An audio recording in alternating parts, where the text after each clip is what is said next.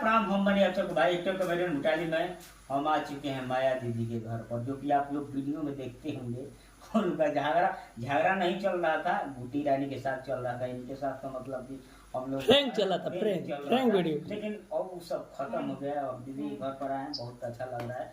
और पंकज जी वीडियो बना रहे हैं। और क्या बताएं, हम पनीर भी बन रहा है, पनीर का सब्जी आज खाएंगे। और सब कुछ हम छोड़ दिए हैं बाबा के जाने के बाद। हम मतलब कि आप लोग देखे होंगे प्रेमानंद बाबा, पंकज भी गए थे और बूटी रानी भी गई थी। लेकिन ये लोग तो खा रहे हैं लोग, लेकिन यही बस एक छोड़े हैं। हम नहीं खाते, सब कचवा छोड़ दिए हैं, बस सादा चीज खाते हैं। मटर पनीर हो गया, सब छूट जाएगा हम लोग से छूट। नॉन वेज छोड़ दिए, वेज पे आ गए हैं। आप सब ऐसे ही आशीर्वाद बनाते रहेंगे, ऐसे ही प्यार दुलार आशीर्वाद देते रहेंगे कि हम देखे। देखिए जीजा जी वही में फोन कर दिला जीजा जी के वीडियो कॉलिंग देखिए, देख सकते हैं। नमस्कार। देखिए यहाँ के तो अबे ना कोई कहाँ रही। अरे नमस्कार। कहाँ बने?